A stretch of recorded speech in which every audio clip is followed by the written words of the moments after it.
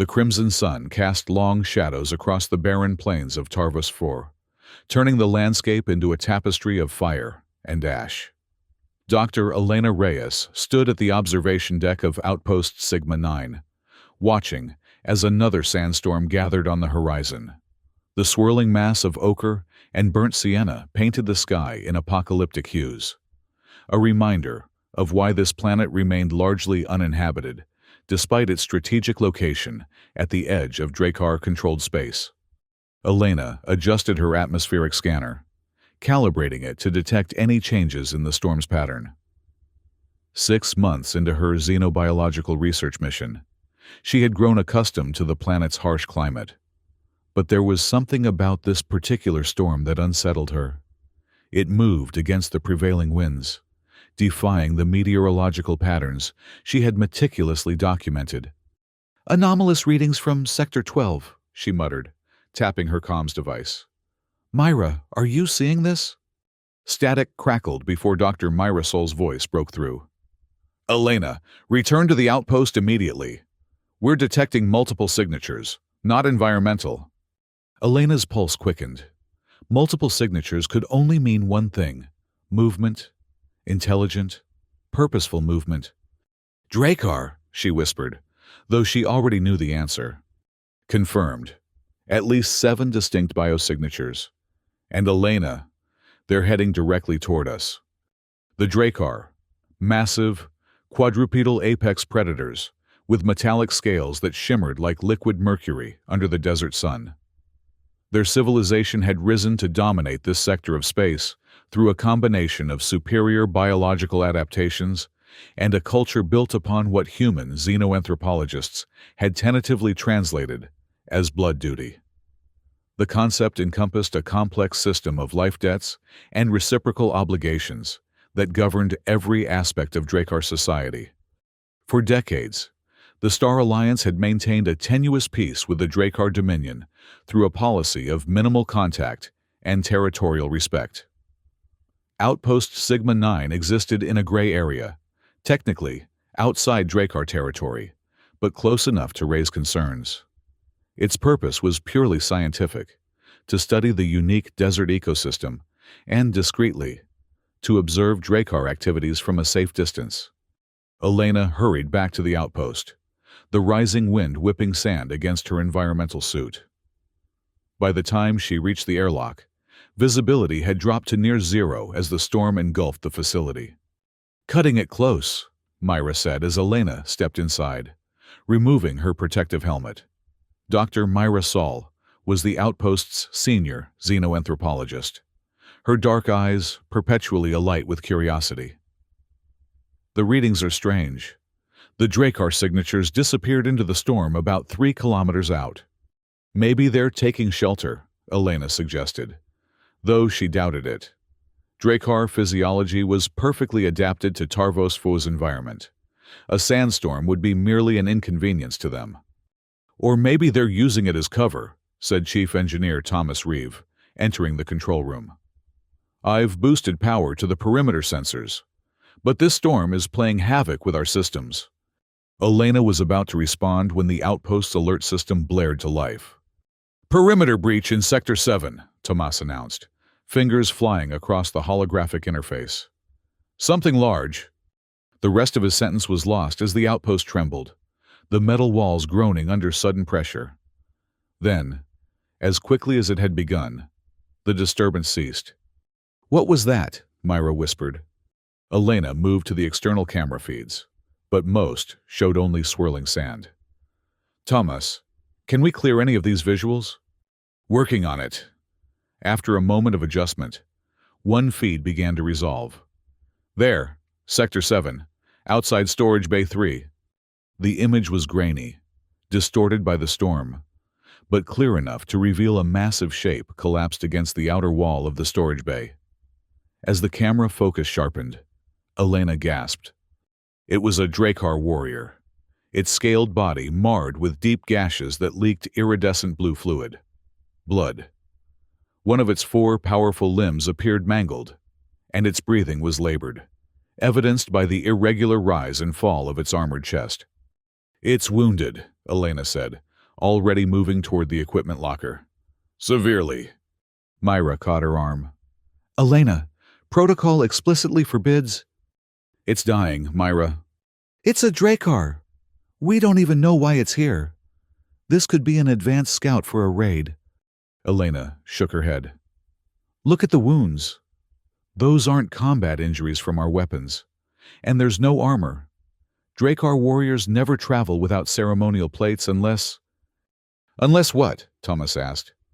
Unless they were ambushed, Elena finished, pulling on her environmental suit once more. I need to see it. Absolutely not, Myra protested. We should contact Alliance Command first. By then, it will be dead, Elena snapped, securing her helmet. I'm not asking for permission to start a diplomatic incident. I'm telling you as the outpost xenobiologist that I need to examine an unprecedented specimen.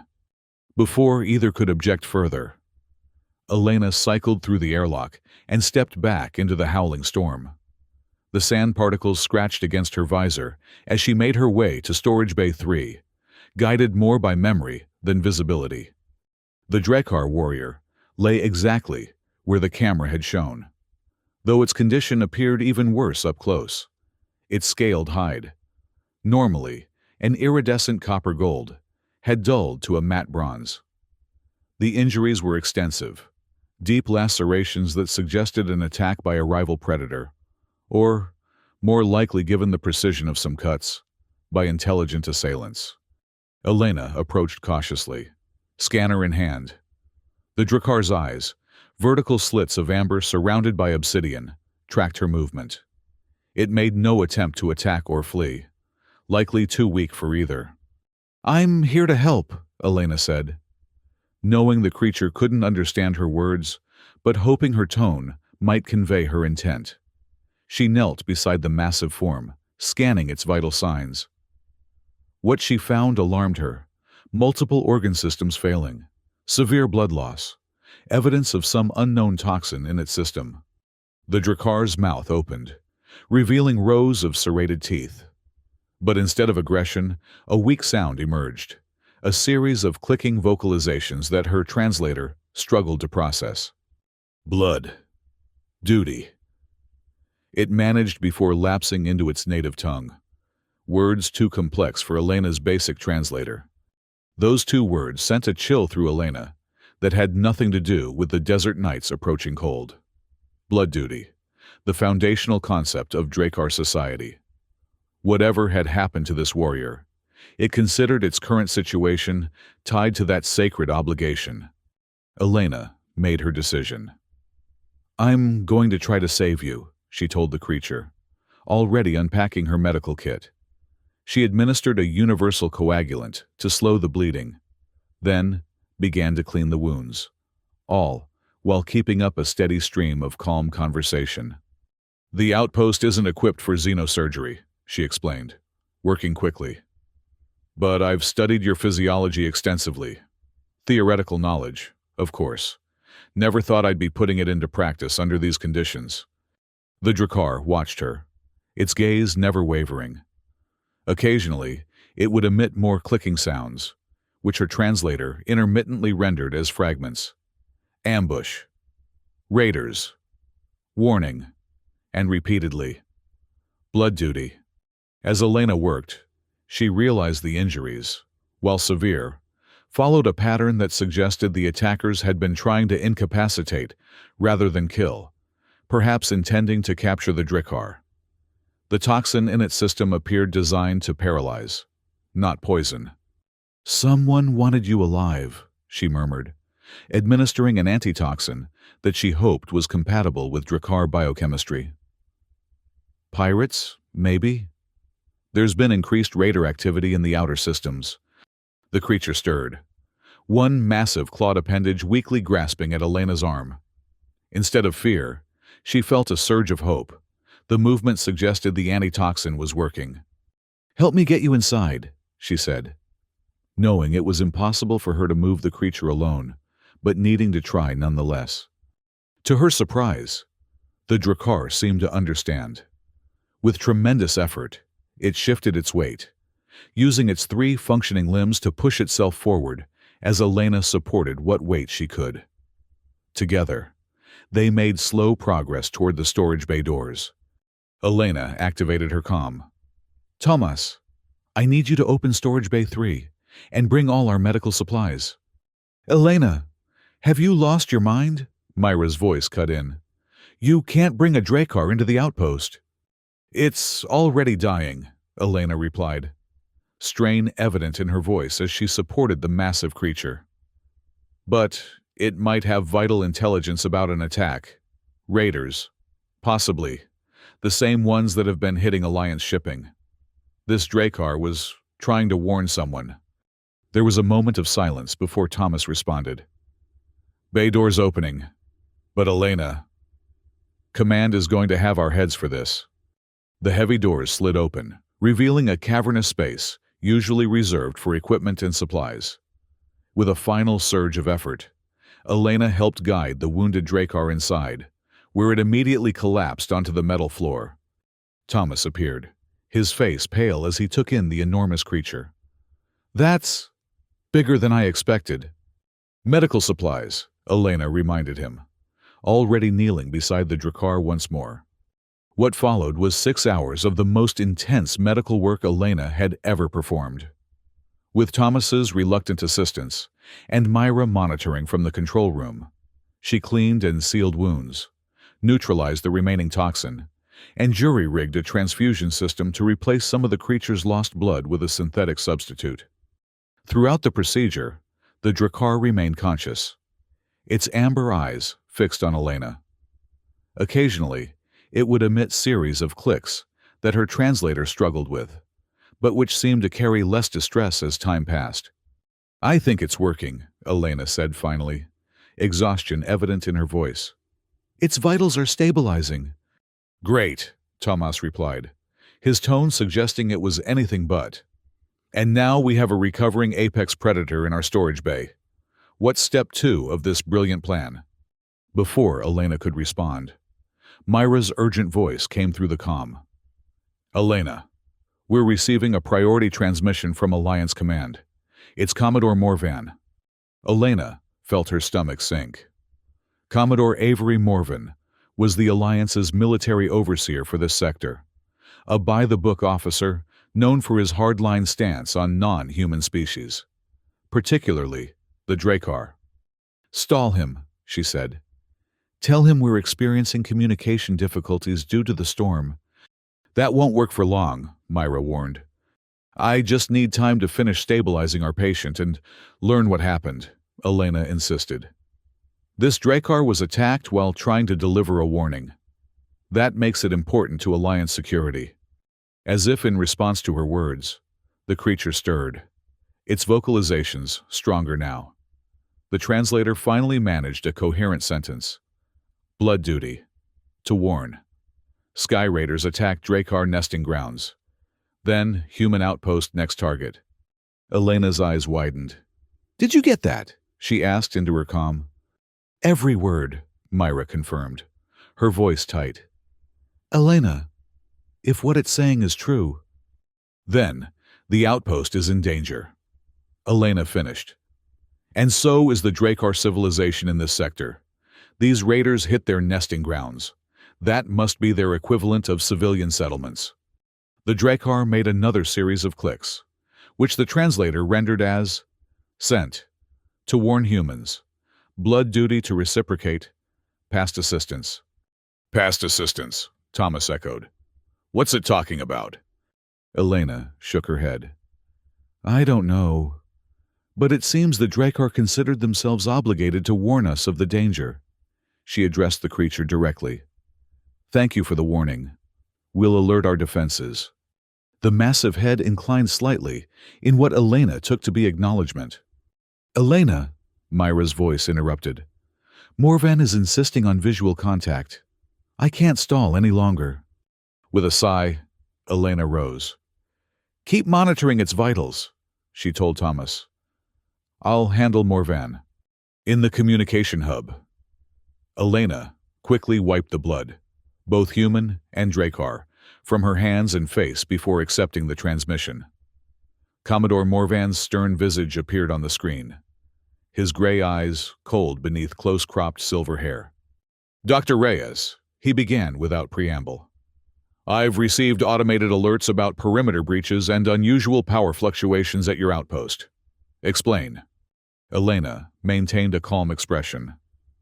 "We're experiencing some technical difficulties due to an unusually severe sandstorm, Commodore. The perimeter alerts were false positives caused by debris striking the sensors. As for the power fluctuations, we had to reroute energy to reinforce our shields against the storm." Morvan's eyes narrowed. "Our satellites show the storm has passed your position, Doctor. Yet your energy usage remains abnormal." "We're running diagnostics and repairs," Elena countered smoothly. "The sand infiltrated several systems." "I see." Morvan's tone suggested he didn't believe her. "And I suppose these technical difficulties explain why your scheduled data transmission was 12 hours late and conspicuously missing your xenobiological research notes?" Elena hadn't been aware of the missed transmission, but she recovered quickly. "As I said, Commodore, we've had system issues. I'll have the complete data package transmitted as soon as our communications array is fully functional." "That won't be necessary," Morvan said. "I've dispatched the patrol vessel Vigilant to your location. They'll assist with repairs and escort you back to Alliance space." Elena felt her heart rate accelerate. "That's really not—" "The Vigilant will arrive within 48 hours. In the meantime, Dr. Reyes, I strongly advise you to adhere to all safety protocols regarding potential contact with non-human entities. This sector has seen increased Drakkar movement recently." "Understood, Commodore," Elena replied, struggling to keep her expression neutral. "We'll be ready for the Vigilant's arrival." As soon as the transmission ended, Elena slumped against the console. "We have 48 hours before Morvan's people arrive and discover we've been harboring a Drakkar." "And performing unauthorized xenosurgery," Myra added, entering the room. "Elena, what were you thinking?" "That I couldn't let it die," Elena said simply. "And now, we know there's a raider threat targeting both Drakkar and Alliance facilities. That information alone justifies my actions." "Morvan won't see it that way," Myra warned. "At best, you'll be recalled and censured. At worst—" She didn't need to finish the sentence.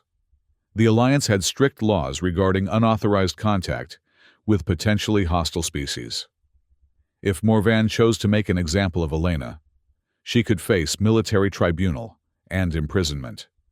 "Let's focus on the immediate problem," Elena said, pushing those thoughts aside. "Our Drakkar patient needs to recover enough to leave before the Vigilant arrives." "And go where?" Thomas asked, joining them. "Back to its people? How do we even contact them?" Elena considered this. "It was trying to reach us with a warning. That means others of its kind know about this mission. Perhaps there's a way to signal them." "You want to deliberately contact the Drakkar?" Myra looked aghast. "Elena, that's beyond reckless. More reckless than waiting for Alliance forces to find an injured Drakkar warrior in our storage bay," Elena countered. "If we can return it to its people, explain the situation—" "The Drakkar aren't known for their understanding nature," Thomas interrupted. "They might see our rescue as capture." Elena shook her head. "This one spoke of blood duty, their concept of life debts and reciprocal obligations. By saving its life, I've created a bond that their culture holds sacred." "That's a dangerous assumption to bet our lives on," Myra cautioned. "Nevertheless, it's our best option," Elena insisted. "Tomas, can you modify our communications array to broadcast on frequencies the Drakkar are known to use?" Thomas ran a hand through his hair. A nervous habit. "Theoretically, yes. But it would be like lighting a beacon in the dark. Every Drakkar within range would detect it." "Good," Elena said firmly. "That's exactly what we want." While Thomas worked on the communications array, Elena returned to the storage bay to check on her patient. The massive creature had positioned itself against the far wall, its amber eyes tracking her as she entered. "How are you feeling?" she asked, approaching with her scanner. The Drakar's translator produced a series of mechanical sounds before settling on. Function, returning. Pain, manageable. "That's good news," Elena said, genuinely relieved as she examined the healing wounds.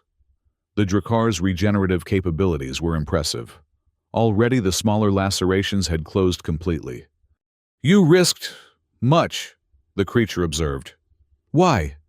Elena considered her answer carefully. "Because it was the right thing to do. Because your warning could save many lives, both Drakar and human." The creature studied her for a long moment before responding. "Humans. Unpredictable. Some attack. Some heal. Difficult to categorize." Elena smiled slightly. "We could say the same about the Drakar. Your people are feared throughout this sector, yet you risked your life to warn a human outpost of danger." "Blood duty," the Drakar explained. 2 cycles passed. Humans provide agricultural knowledge. Prevent famine in Whirling Storm clan territories. Reciprocation required. Elena frowned.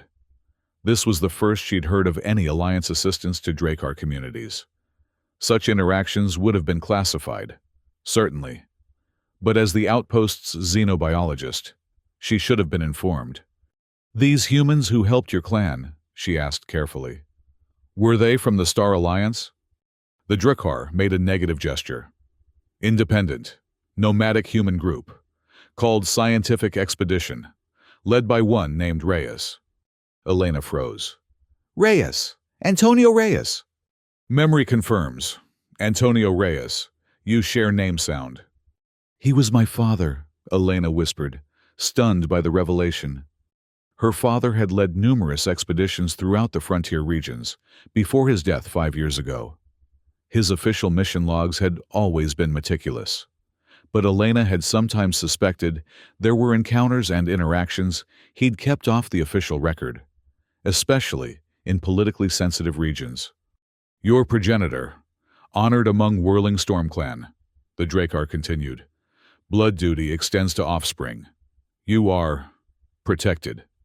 The implications of this statement were still sinking in when Tomas's voice came through her comms.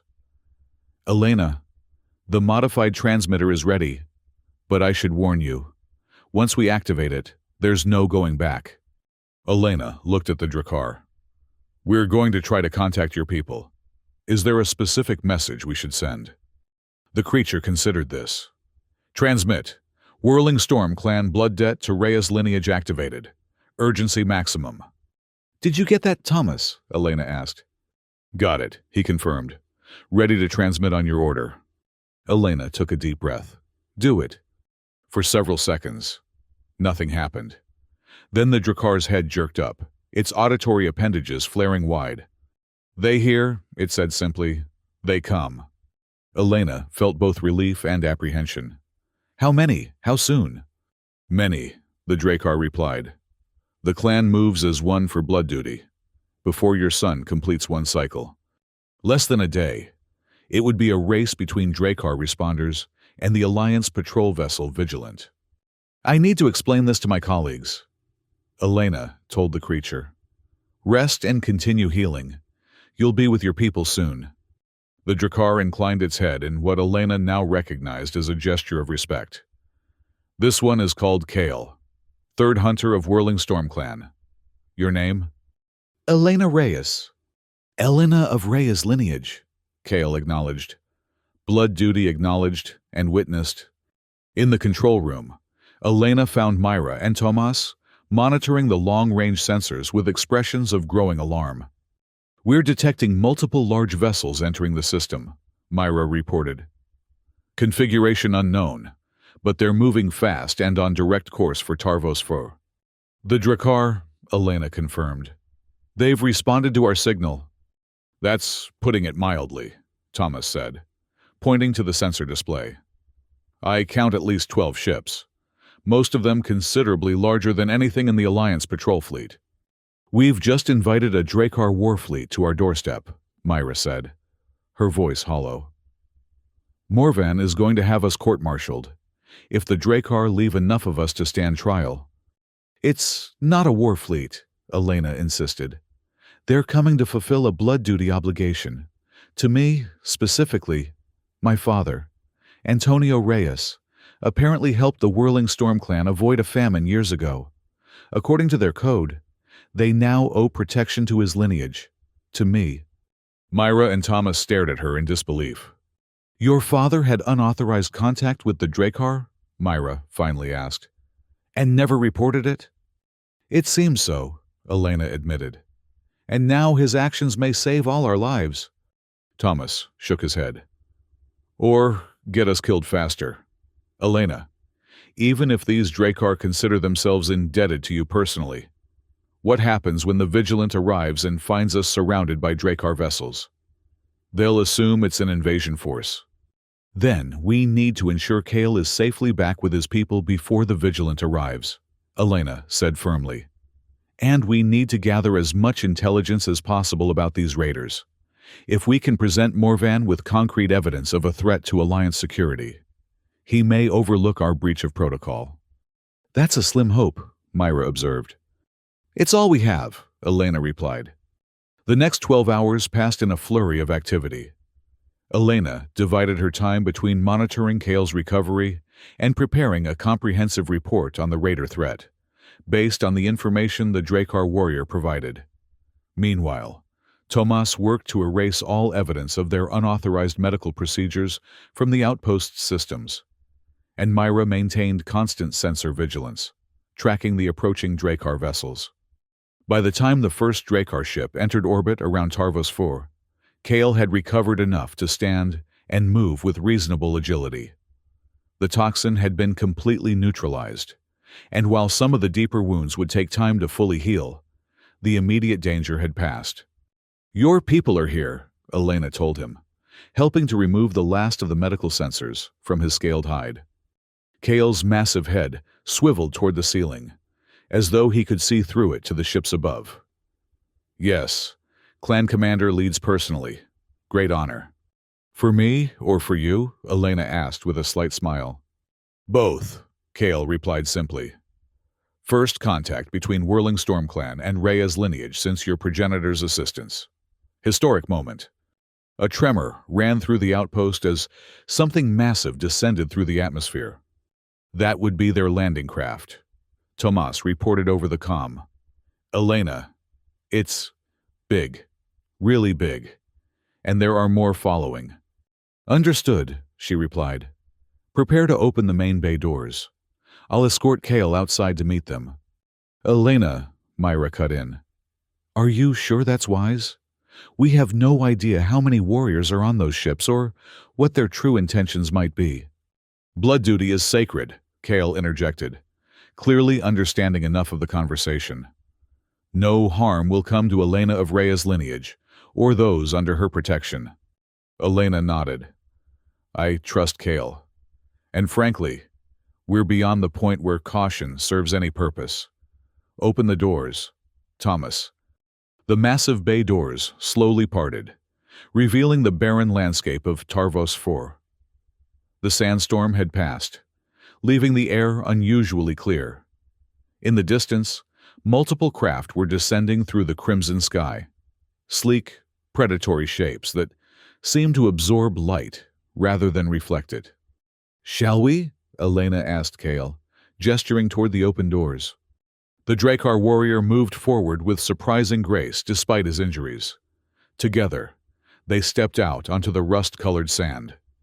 The nearest Drakkar vessel had already landed. A massive craft easily 10 times the size of the outpost's shuttle. Its hull bore intricate patterns that Elena recognized as clan markings, though these were more elaborate than any she had seen in Alliance records. A ramp extended from the craft's underside, and a procession of Drakkar emerged. Unlike Kale, these warriors wore full ceremonial armor, plates of what appeared to be burnished metal overlapping their natural scales, adorned with symbols Elena couldn't decipher. They moved with disciplined precision, forming 2 parallel lines that extended from the ship's ramp. Between these lines walked a single Drakkar, larger than the others, and bearing more elaborate armor. Its scales shimmered with an almost golden hue, and the crest atop its head was more pronounced, a sign of age and status. Elena knew from her research. "Clan Commander," Kale murmured, lowering his massive body in what appeared to be a gesture of deference.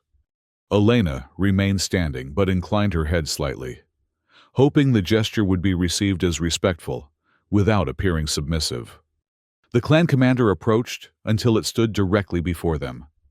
Its amber eyes studied Elena for a long moment before shifting to Kale. "Third Hunter Kale," it said, its translator rendering the clicking vocalizations into accented but comprehensible English. "Your mission report was received incomplete. Explain." Kale straightened. "Ambushed by Sky Raiders during reconnaissance. Sustained critical injuries. Would have perished but for intervention of Elena of Rhea's lineage, who performed life restoration procedures at great personal risk." The clan commander's attention returned to Elena. "You are offspring of Antonio Reyes, who provided agricultural salvation to Whirling Storm clan." "I am," Elena confirmed, "though I only learned of my father's interaction with your people recently." "Yet you aided Kale without knowledge of blood duty owed to your lineage," the commander observed. "Curious." Elena met its gaze steadily. "I'm a xenobiologist. Preserving life is my duty, regardless of species or political considerations." The massive Drakkar was silent for a moment, then made a sound Elena's translator couldn't interpret, but which seemed to convey approval. "I am Tharak, commander of Whirling Storm clan," it announced. "Blood duty to Rhea's lineage is acknowledged and activated in full measure. What do you require?" The directness of the question took Elena by surprise. "Currently, we need information about the raiders who attacked Kale and apparently targeted your clan's nesting grounds. They represent a threat to both our peoples." Tharak nodded. "Raiders are a consortium of outcasts. Dishonorable Drakkar expelled from various clans, merged with mercenary elements from multiple species. They target vulnerable settlements, taking resources and captives." "Captives?" Elena asked, alarmed. "For what purpose?" "Labor, combat entertainment, biological experimentation," Tharak listed dispassionately. "Their leader is one called Morrigan, human female, former Alliance military." Elena exchanged a glance with Kale. This was valuable intelligence indeed. The Alliance had been tracking a pirate leader known as Morrigan for years, but had never confirmed her identity or the composition of her forces. "Commander Tharak," Elena said carefully, "we have an Alliance patrol vessel scheduled to arrive within 36 hours. If they find your ships here, they may misinterpret your presence as hostile." Tharak made a dismissive gesture. "Patrol vessel is inconsequential. Whirling Storm clan now extends protection to Elena of Rhea's lineage and her outpost. Alliance military will be informed of this arrangement." The certainty with which the Drakkar commander spoke sent a chill through Elena. The last thing she wanted was a confrontation between Drakkar forces and the Alliance patrol. "I appreciate your protection," she said diplomatically, "but I would prefer to avoid any conflict with my own people. Perhaps a less visible form of security would be appropriate." Tharak considered this. "Logical. Open conflict with Alliance serves neither interest. 2 hunter ships will remain in high orbit, beyond Alliance sensor range. Ground force will establish perimeter guard at suitable distance from outpost. Visible but not provocative." It was more than Elena had hoped for. "Thank you, Commander. Your understanding is appreciated." Tharak inclined its massive head. "Blood duty demands no less, now. Third Hunter Kale requires completion of healing cycle. He will return to clan ship for treatment." Kale stepped forward. "With respect, Clan Commander, this one requests permission to remain at outpost as liaison. First-hand knowledge of raiders' tactics may prove valuable to Elena of Rhea's lineage." Tharak's eyes narrowed, but after a moment, it nodded. Granted. Necessary medical supplies will be provided. The commander's gaze returned to Elena. This arrangement is acceptable. Yes, Elena replied, seeing an opportunity to gather more information about both the raiders and Drakkar culture. Kyle's insights would be valuable. It is decided, Tharak announced. Blood duty continues. Within hours, the Drakkar presence around Outpost Sigma-9 had been established with typical efficiency. As promised, most of their ships withdrew to positions beyond Alliance sensor range, while a small contingent of warriors established a perimeter guard at a respectful distance from the outpost itself. Kale, meanwhile, was installed in the now repurposed storage bay, surrounded by advanced medical equipment provided by his people. "This is unprecedented," Myra remarked as she, Elena, and Tomas watched the Drakkar warriors patrol from the observation deck. No human facility has ever operated with Drakkar protection before, at least not officially. "We're making history," Elena agreed, "and potentially changing the future of human-Drakkar relations." "Assuming Morvan doesn't court-martial us all," Thomas muttered. Elena turned to her colleagues. "About that, I've been thinking. We need to control the narrative when the Vigilant arrives. Myra, you have the highest security clearance among us. I want you to prepare a full briefing for Commodore Morvan, emphasizing the intelligence we've gathered about the Raider threat and the diplomatic breakthrough with the Whirling Storm Clan." Myra nodded slowly. "I can do that. But Elena, you need to be prepared for the possibility that Morvan will prioritize security protocols over diplomatic opportunities. He's not known for his flexible thinking." "I know," Elena acknowledged, "which is why we need to make the benefits of this situation so clear that even Morvan can't ignore them. Tomas, can you compile all the technical data we've gathered on Drakkar ships and systems? Emphasize defensive capabilities that might be effective against the raiders." "On it," Thomas agreed. "Though I'm not sure how much the Drakkar will appreciate us cataloging their military technology." "They understand the concept of mutual benefit," Elena assured him. "And speaking of which, I should check on our liaison." She found Kale in the storage bay, surrounded by Drakkar medical technology that made the outpost's equipment look primitive by comparison. The warrior was undergoing some form of regenerative therapy, with a pulsing field of energy surrounding his most severe wounds. "How are you feeling?" Elena asked, approaching as the field dissipated. "Function improves rapidly," Kale replied. "Clan physicians estimate full recovery within 7-day cycles." "That's remarkable," Elena said, genuinely impressed. "Human medicine couldn't achieve that rate of healing." "Different evolutionary paths," Kale observed. "Drakkar developed rapid healing due to highly competitive early environment, necessary for survival." Elena nodded, fascinated as always by evolutionary adaptations. "Kyle, I wanted to ask you more about these raiders. You mentioned they attacked Drakkar nesting grounds. Were there casualties?" Kale's expression darkened, his amber eyes narrowing to slits. 17 hatchlings taken. 12 nest guardians killed. Great dishonor to clan." "I'm sorry," Elena said softly, understanding now why the Whirling Storm clan had responded with such force. The abduction of young would be an unforgivable offense in any culture. "Raiders will be found," Kale stated with cold certainty.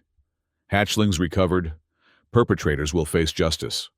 "My people will want to help," Elena told him. "The Alliance has been tracking these raiders for some time. If we combine our efforts—" "Alliance has different priorities," Kale interrupted. "Protect trade routes, secure resource worlds. Hatchlings of hostile species, not high concern." There was truth in his assessment that Elena couldn't deny. The Alliance classified the Drakkar as a potential threat, which colored all interactions with them. Few Alliance officials would prioritize the recovery of Drakkar young over other strategic objectives. "Not all humans think that way," she said carefully. "I believe every sentient life deserves protection, regardless of species. And I suspect my father felt the same way, which is why he helped your clan. Kale studied her for a moment. You share his perspective. Unusual among humans we have encountered. Perhaps because most humans who encounter Drakkar do so in military or territorial contexts, Elena suggested. Whereas scientists like my father and myself approach with curiosity rather than fear. Curiosity, Kale repeated, as though testing the concept. A valuable trait for survival. Learning new hunting techniques, discovering new territories. Elena smiled slightly. Exactly. Though in my case, the hunt is for knowledge rather than prey. Knowledge is most valuable prey, Kale observed, surprising Elena with the insight. It does not flee, yet is hardest to capture. Their philosophical discussion was interrupted by the outpost's alert system. Elena's comm activated immediately.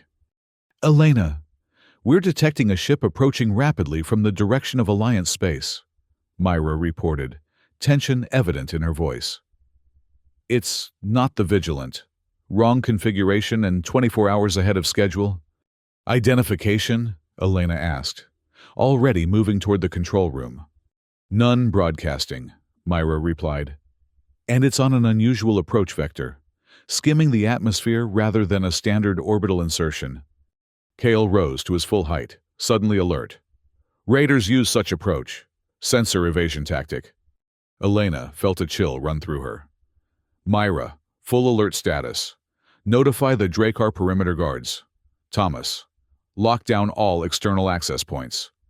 By the time Elena reached the control room, the situation had deteriorated further. The unidentified vessel had deployed smaller craft, fast attack shuttles designed for surface raids. They're heading directly for us, Thomas reported, his fingers flying across the control panel. Perimeter defenses activating, but they're not designed to repel a coordinated assault. On the external cameras, Elena could see the Drakkar guards mobilizing, forming defensive positions around the outpost. Their discipline was impressive, but they were outnumbered by the incoming raiders. Can we contact the Drakkar ships in orbit? Elena asked urgently. Trying, Myra responded. But there's some kind of interference jamming our long-range communications. The outpost shuddered as the first explosions hit the perimeter defenses. Through the observation window, Elena could see the raiders' shuttles touching down. Sleek, predatory craft disgorging armed figures in mismatched armor. They were waiting, Elena realized aloud. Watching us.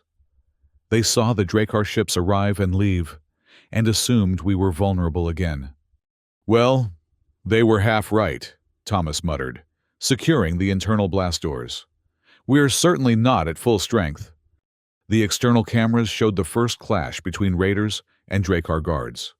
Despite being outnumbered, the Drakkar fought with terrifying efficiency, their natural weapons augmented by advanced energy weapons. But the raiders had clearly fought Drakkar before. They maintained distance, using ranged weapons and coordinated tactics to isolate individual warriors. They're going to break through, Myra said quietly. Not if I can help it, came Kale's voice from the doorway. The Drakkar warrior had equipped himself with armor and weapons from the supplies his clan had left. You're not fully healed, Elena protested. Sufficient for combat, Kale replied dismissively. These raiders attacked our nesting grounds, took our hatchlings. Now they threaten Elena of Rhea's lineage. Blood duty demands response. Before Elena could argue further, the outpost's external communication system crackled to life. A voice, female, confident, with a slight accent Elena couldn't place, filled the control room. Outpost Sigma 9, this is Captain Morrigan of the Free Vessel Vengeance. Your facility is now under my control. Surrender your personnel and research data, and you may live to serve a useful purpose. Elena exchanged glances with her colleagues before stepping forward to respond. This is Dr. Elena Reyes, xenobiologist. This outpost is under the protection of the Whirling Storm clan of the Drakkar Dominion. I suggest you withdraw immediately. A harsh laugh came through the speakers. Protection. I count 12 Drakkar guards against my 47 raiders, and your supposed protector's reinforcements are too far away to help. You have 1 minute to surrender before we breach your main airlock." The communication cut off. Elena turned to Kale, who was already moving toward the exit. "Where are you going?" she demanded. "To defend the airlock," he stated simply. "It is my duty." "Not alone," Elena decided, grabbing a sidearm from the emergency locker. "Myra, Thomas, secure the sensitive research data and be ready to destroy it if necessary. Then get to the emergency evacuation pods." "We're not leaving you," Myra insisted. "That's an order," Elena said firmly. "Someone needs to warn the Alliance about what's happening here. About the raiders, the Drakkar, all of it." Reluctantly, Myra nodded. "Be careful." Elena followed Kale through the outpost's corridors toward the main airlock. The sounds of combat outside had intensified. Energy weapons fire punctuated by the distinctive roars of Drakkar warriors. "The raiders seek captives?" Elena asked as they moved. "Yes," Kale confirmed. "Human scientists valuable to them. Knowledge of biology, especially for their experiments on captives," Elena concluded grimly. "What about you? Won't they recognize you as the Drakkar they ambushed earlier?" "Hope so," Kale replied, a note of anticipation in his voice that reminded Elena that for all his civility, he was still an apex predator. They reached the main airlock just as the first explosion hit it. The reinforced door buckled but held. Outside, Elena could hear voices shouting commands, preparing for another breach attempt. "We can't hold them off indefinitely," she told Kale, taking position behind a structural support column with her sidearm ready. "Not indefinitely," Kale agreed. "Only until Clan Commander returns." "And how long will that be?" Kale's mandibles clicked in what Elena had come to recognize as the Drakkar equivalent of a grim smile. "Soon." Perimeter guards activated emergency beacon before jamming initiated, clan ships already responding. A second explosion rocked the airlock, stronger than the first.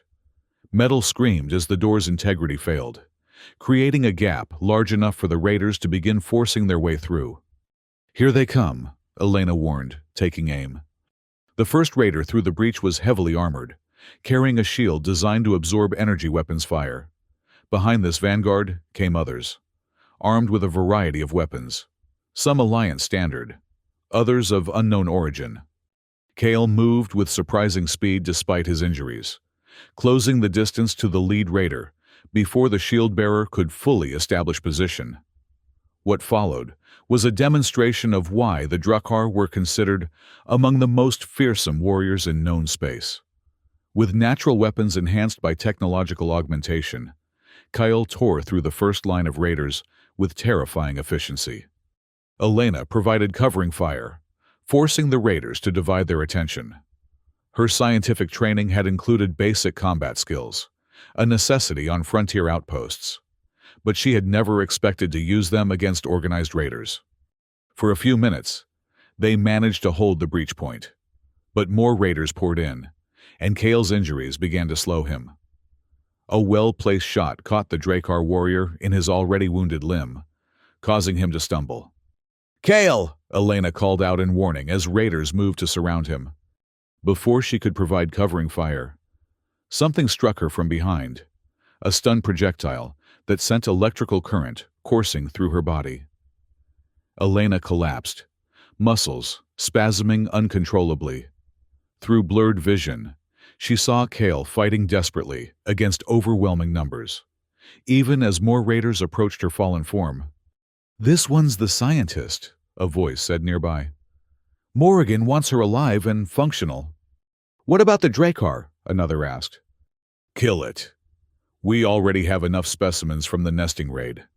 Elena tried to speak, to protest, but the stun effect had temporarily paralyzed her vocal cords. She could only watch as raiders surrounded Kale, weapons trained on the wounded warrior. What happened next occurred so quickly that Elena's stunned mind could barely process it.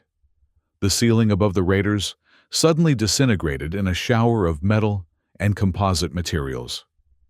Through the newly created hole descended multiple Drakkar warriors, their armor more elaborate than the perimeter guards, their movements perfectly synchronized. The raiders found themselves caught between these new arrivals and Kale, who rallied with unexpected strength. What had been an organized assault devolved into chaos as the elite Drakkar warriors tore through the raider ranks with mechanical precision. One of the new arrivals moved to Elena's position, crouching beside her fallen form. With surprising gentleness, it administered a counter-agent to the stun projectile's effect. Almost immediately, Elena felt control returning to her limbs. "Elena of Rhea's lineage is injured?" the warrior asked, its translator rendering the clicks into accented English. "I'll recover," Elena managed, her voice still weak. "Kale?" "Third Hunter Kale fulfills blood duty with honor," the warrior assured her. "Clan commander approaches. Outpost security will be restored." As if summoned by these words, a massive figure descended through the breach in the ceiling. Even in her dazed state, Elena recognized Commander Tharak, now clad in full battle armor that accentuated the Drakkar leader's already imposing presence. The few remaining raiders, seeing the clan commander, attempted to retreat. None made it back through the airlock. As Elena struggled to her feet, supported by the Drakkar warrior who had administered the counteragent, Tharak approached Kyle. The wounded hunter stood straighter, despite fresh injuries from the recent combat. "Third Hunter Kale." Tharak's powerful voice resonated in the confined space. "Your defense of Elena of Rhea's lineage honors the clan." "Duty demanded no less, clan commander," Kale responded. Tharak turned to Elena. "The raider vessel attempts escape. It will not succeed. Their leader, this Morrigan, was not among the ground force." "They wanted captives," Elena explained, her strength returning. "Human scientists for their experiments. And they've been raiding Drakkar territories as well." Kale mentioned hatchlings taken from nesting grounds. "Yes," Tharak confirmed, a dangerous edge entering its voice. "An offense that cannot stand. The raiders believed they could strike with impunity, exploiting the division between humans and Drakkar. They were mistaken." Further conversation was interrupted by Myra's voice over the outpost's communication system. "Elena, are you there? Alliance vessels are entering the system, multiple ships, not just the Vigilant." Elena exchanged glances with Tharak. "It seems your response to the emergency beacon wasn't the only one." The Drakkar commander nodded. "Expected. Alliance monitoring outposts closely. Unusual activity would trigger investigation." "Commander," Elena said urgently, "when those Alliance ships arrive, they'll see Drakkar vessels engaged with the raider ship. They might misinterpret the situation." "Probable," Tharak agreed. "Humans often attack before understanding context." "Then we need to make the context clear," Elena insisted. "Can your ships transmit visual evidence of the raiders' attack on the outpost and hold fire long enough for me to communicate with the Alliance commander?" Tharak considered this. "Possible. But if Alliance vessels fire upon whirling StormClan ships, response will be decisive." "Let me handle the Alliance," Elena pleaded. "I believe I can make them understand what's happened here, what's still happening. The raiders are the common enemy." After a moment, Tharak inclined its massive head. "Very well. Whirling StormClan will trust Elena of Rhea's lineage to ensure Alliance understands situation. But blood duty cannot permit threat to your safety. If Alliance vessels demonstrate hostile intent toward you or this outpost, they become enemies of the clan." It wasn't the unconditional agreement Elena had hoped for, but it was the best she was likely to get from a Drakkar commander. "Thank you. I'll make them understand." In the control room, Elena found Myra and Thomas monitoring the unfolding situation in orbit. On the main display, multiple Alliance vessels, sleek, angular craft bearing the distinctive blue-white markings of the patrol fleet, were approaching the planet. Meanwhile, Drakkar ships had surrounded the raider vessel, which was attempting evasive maneuvers without success. "The Vigilant is hailing us," Myra reported. "It's Commodore Morvan himself." Elena took a deep breath. "Put him through." Morvan's stern visage appeared on the communication screen, his expression a mixture of anger and concern. "Dr. Reyes, what in the name of all that's sacred is happening down there? Our sensors show multiple Drakkar warships in orbit and signs of combat at your location. Explain immediately." "Commodore," Elena began, keeping her voice steady. "The outpost was attacked by raiders led by the pirate Captain Morgan. They attempted to capture the scientific staff for purposes of illegal experimentation. We were saved by the intervention of the Whirling Storm clan of the Drakkar Dominion, who responded to an emergency beacon." Morvan's eyes narrowed. "And why, exactly, were Drakkar warriors close enough to respond to your emergency beacon, Doctor? Outpost Sigma 9 is well outside Drakkar territory." "That's a longer explanation, Commodore," Elena admitted. "But the immediate situation is this. The raider vessel in orbit contains evidence of attacks on both Alliance and Drakkar targets, including abducted Drakkar hatchlings. The Whirling Storm clan is willing to coordinate with Alliance forces to secure this vessel and its contents." "Coordinate with the Drakkar?" Morvan sounded incredulous. "Dr. Reyes, you seem to have forgotten that the Drakkar Dominion is classified as a potential hostile power. Any unauthorized contact with them is a serious breach of protocol." "With respect, Commodore," Elena countered, "the current situation presents an unprecedented opportunity. The raiders have been targeting both our peoples, exploiting the division between us. If we work together to address this common threat, it could be the beginning of a more productive relationship with at least one Drakkar clan." Morvan was silent for a moment, clearly weighing his options. Finally, he spoke. "I want a full explanation for your actions, Dr. Reyes. But first, we need to secure that raider vessel. Tell your Drakkar allies to stand down and allow Alliance forces to board the ship." Elena glanced at Tharak, who had been listening to the exchange. The Drakkar commander made a gesture she interpreted as reluctant assent. "The Whirling Storm clan will permit Alliance boarding," Elena informed Morvan. "But they request a joint operation. They have hatchlings, children, aboard that vessel. Commodore, they want to ensure their safe recovery." Morvan's expression softened slightly at the mention of children. "I understand. We'll coordinate boarding parties. But Dr. Reyes, once this situation is resolved, you and your staff will report to the Vigilant for debriefing. Is that clear?" "Perfectly, Commodore," Elena agreed, knowing it was the best outcome she could hope for under the circumstances. As the communication ended, Elena turned to Tharak. "Thank you for agreeing to cooperation. Blood duty to Rhea's lineage takes precedence over traditional caution," the commander stated. "And recovery of hatchlings is paramount." "I understand," Elena said softly. "And I promise. I'll do everything in my power to ensure this cooperation benefits both our peoples."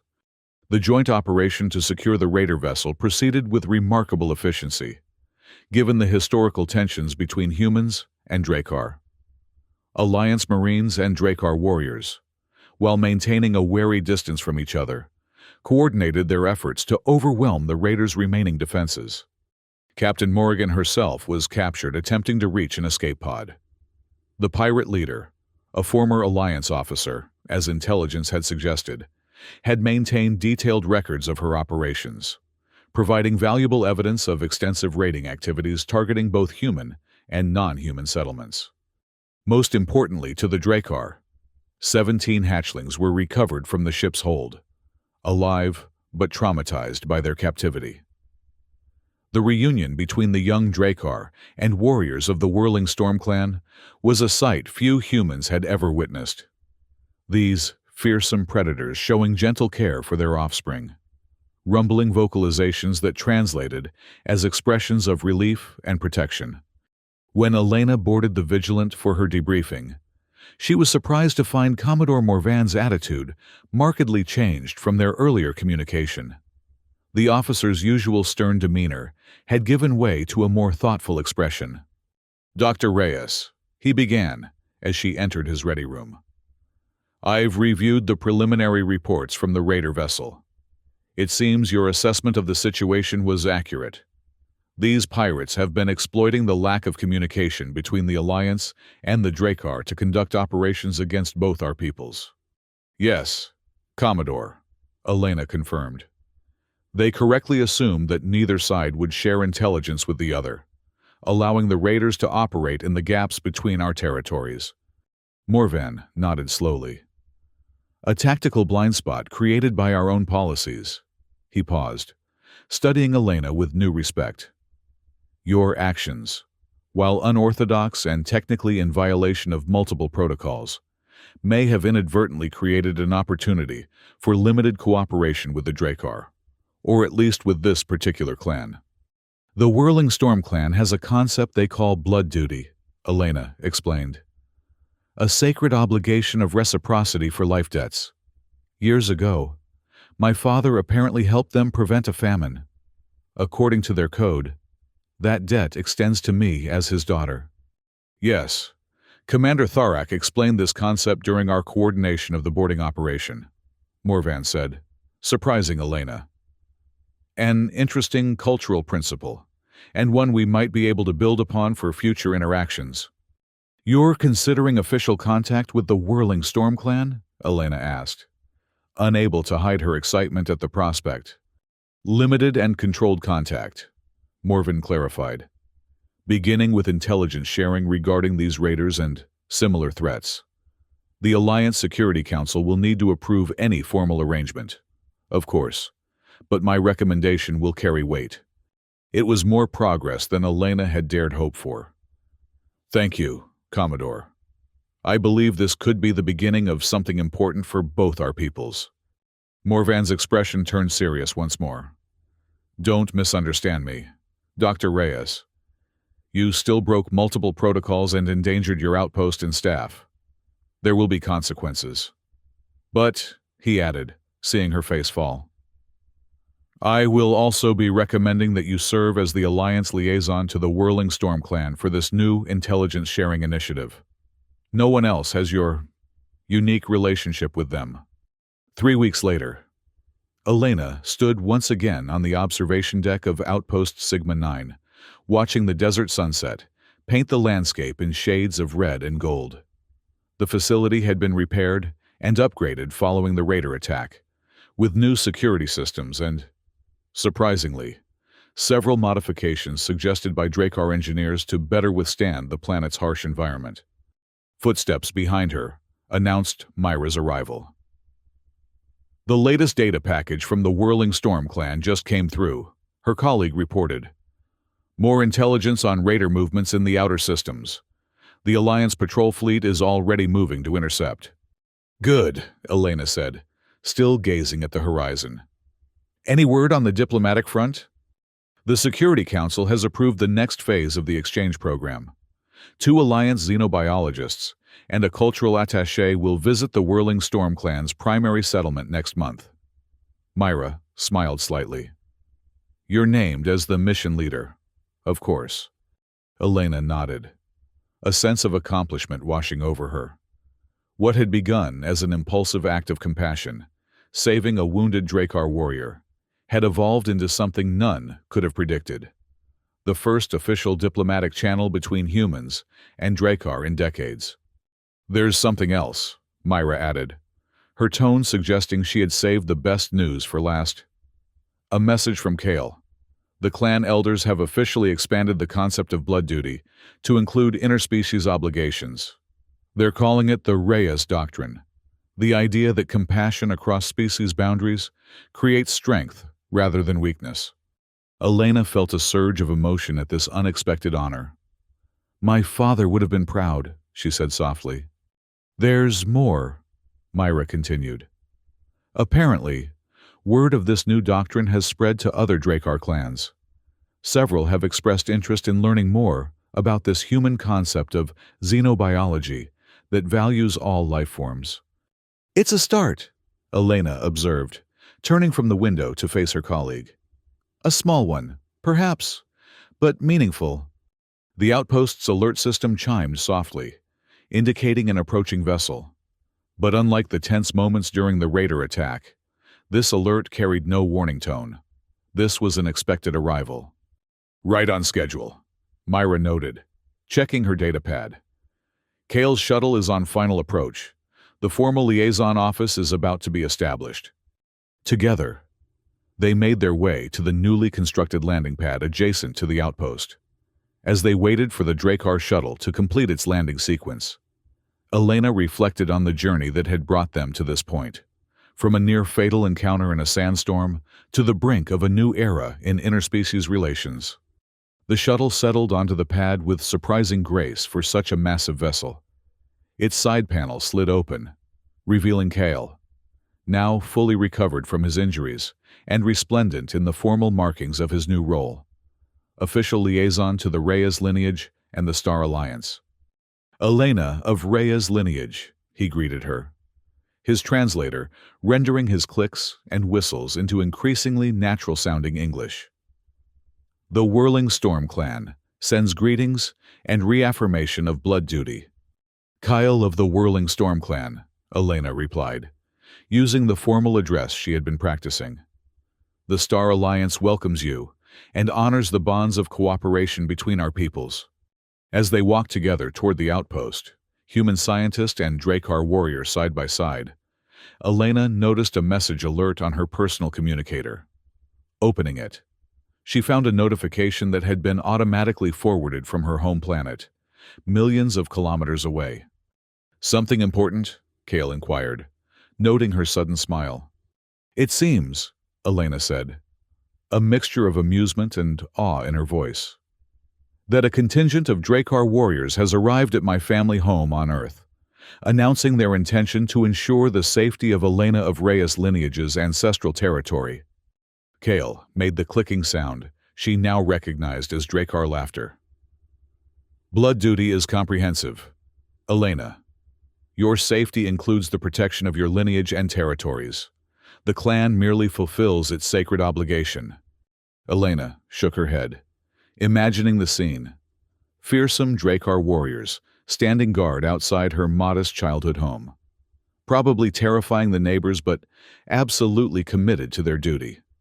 I suppose I'll need to send a message explaining the concept of proportional response to your clan elders, she suggested wryly. You may try, Kale replied, mandibles shifting in what Elena had learned was a Drakkar smile. But when it comes to blood duty, particularly to one who has changed the very foundation of our beliefs, the Whirling Storm Clan believes no response is disproportionate. As they entered the outpost together, the beginning of a formal alliance that would eventually reshape relations throughout known space, Elena reflected that perhaps the most powerful force in the universe wasn't technology, or military might, or even evolutionary advantage.